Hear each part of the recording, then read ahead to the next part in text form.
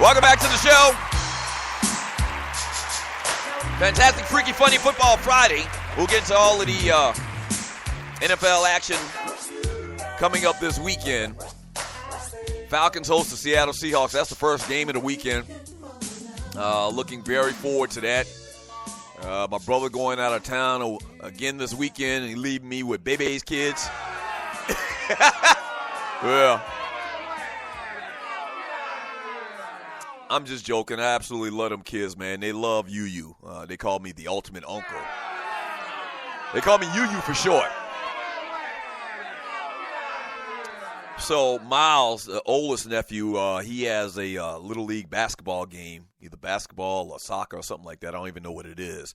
And so I'm taking out there once again. My brother vehemently insists that they don't play any football at all, tying into the conversation we had in the last segment. But they do play year-round. They play soccer, baseball, basketball. They play all of the other sports except for football.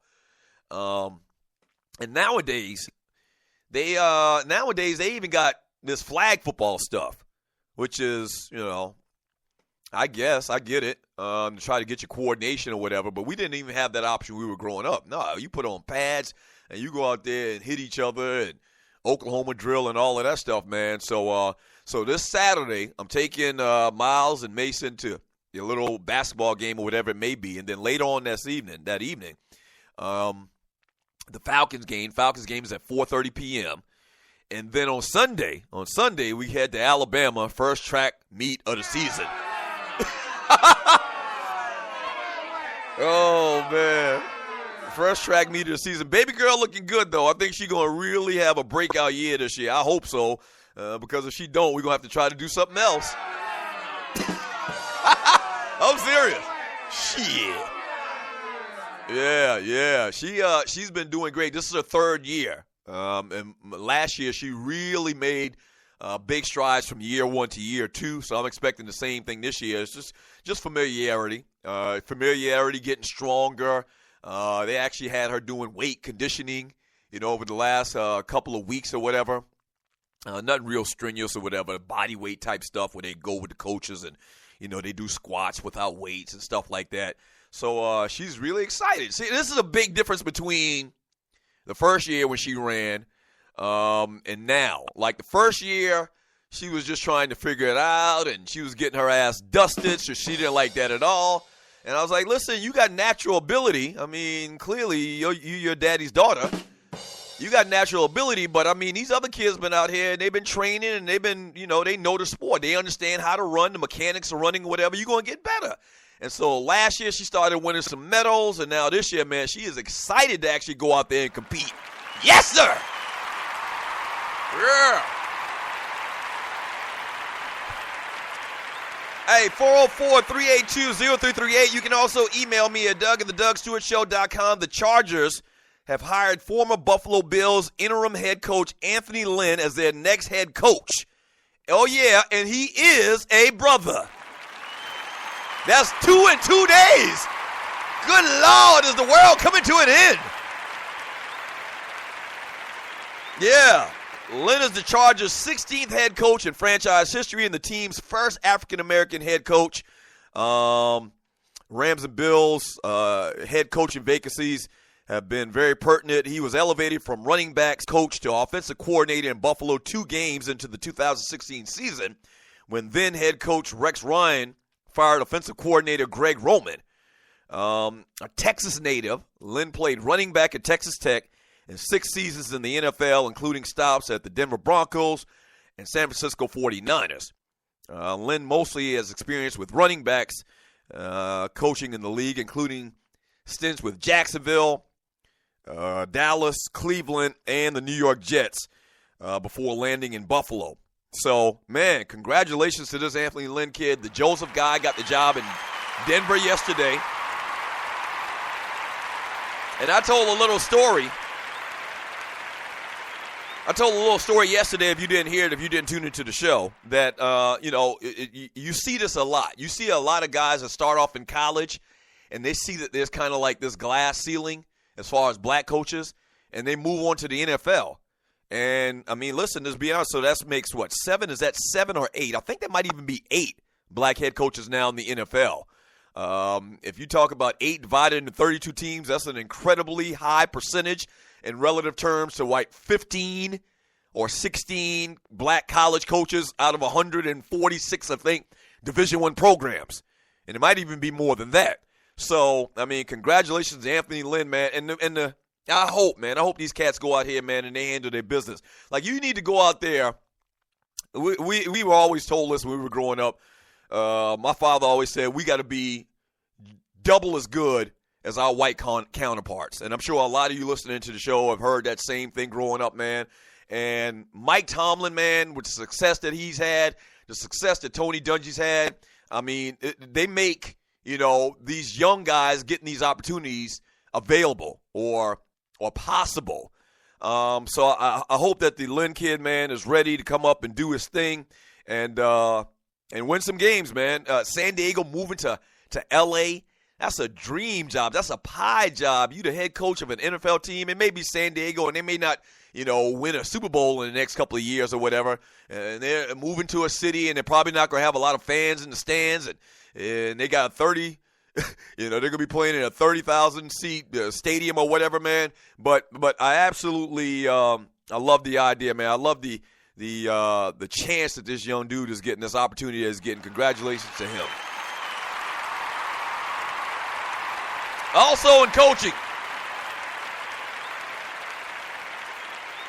speaking of Los Angeles, the Rams have decided on their new head coach, hiring 30-year-old Redskins offensive coordinator Sean McVay on Sunday.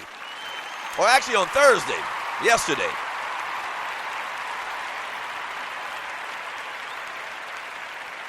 He says, I'm incredibly honored by this opportunity.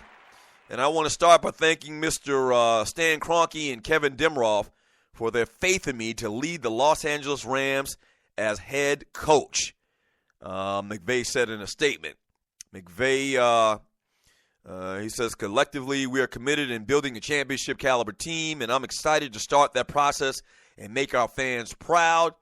The Rams were so enthused by McVay that they agreed to hire him without first sitting down with Falcons offensive coordinator Kyle Shanahan, who was considered one of the favorites when the process began. McVay has spent, the past 3 years running the Redskins offense and has been crucial in the development of quarterback Kirk Cousins. So say you.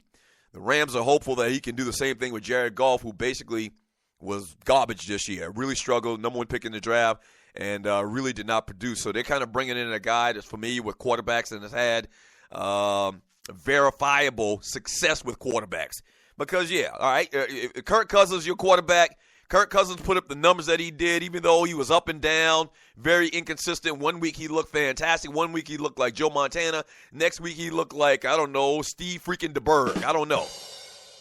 But he did put up a lot of numbers in relative terms in the NFL. So doing that, I guess they want to pair him with Jared Goff. I guess it kind of makes sense. McVay is the grandson. Here come politics into the thing and nepotism. McVay is the grandson of John McVay, a successful 49ers executive who presided over 5 Super Bowl winning teams in the 1980s and 1990s. He began his career as an assistant wide receivers coach with the Buccaneers in 2008, during which time Dimroff, the Rams COO, who led the head coaching search, worked in the front office. So there you have it. Politics as usual.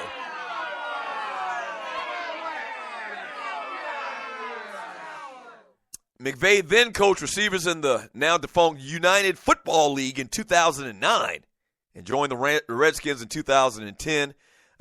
He is younger than 2 of the Rams players, William Hayes and Eugene Sims. Lane Kiffin was 31 years old when the Oakland Raiders hired him in January 2007. I mean, that ended in a disaster. There's a lot of coaches that, like 35 and under, I'm not going to say a lot, maybe 3, 4, 5 of them. John Madden was hired, I think, at like 34 years old. I just mentioned John Gruden. There's been a couple of coaches that got hired at a very young age. There's William Gase guy, the head coach of the Miami Dolphins, I believe, is under 35 years old. So I guess it's becoming a mini trend. I don't know. I don't know how successful you're going to be. I don't know how much respect. And from what I understand, they're going to hire. Who are they going to hire? I think Wayne. What's his name? Phillips. I can't remember his name right now. Defensive coordinator. I'm drawing a blank. But they're going to hire Wade Phillips. That's his name. They're going to hire Wade Phillips to run the defense, which is like 75. He's like 75, 80 years old. So bring a little bit of that older voice to the team. But this guy's going to be the head coach, man. I don't know how it's going to work when you're in a locker room and you're as young as you are. You never played the game at that level, and you're listening to the Doug Stewart Show. You never played in the NFL. A lot of these players are going to know your background just because it's in the paper and everybody's reading it, and they know that you're, a lot of the opportunities that you've been given are because of your ties or your family ties and, politics. And, that's the way it happens all the time. And you're listening to the Doug Stewart Show. If there were no equal opportunity, employer or employment laws out there, people would just hire their cousins. Or they would hire their golfing buddy, or they'd hire their nephews and their nieces and, people that they, go to the gym with. They'd hire their friends. They'd hire their friends, and they'd hire people that most remind them of themselves. You understand what I'm saying? And so whenever they talk about, oh, man, we don't need no quotas in hiring, it should be just on merit. Well, that's the case, but human nature is just to hire somebody that looks like you. And so this cat is getting this opportunity. I'm not even saying that he's going to do a bad job. He may do a fantastic job. He may be the next Bill Walsh or whatever. But I think that it's going to be hard. I think it's going to be very rough for this guy going into a locker room when these players on the Rams team know his background. He's young. Yes, he's very, very young. That's the problem. It's hard to show or give, I guess, respect to a guy that do and, go to same places that you do. Usually you need a figure that's a little bit older. So I think that's going to be a slight issue. And not only that, man, his background and people knowing that really he's getting this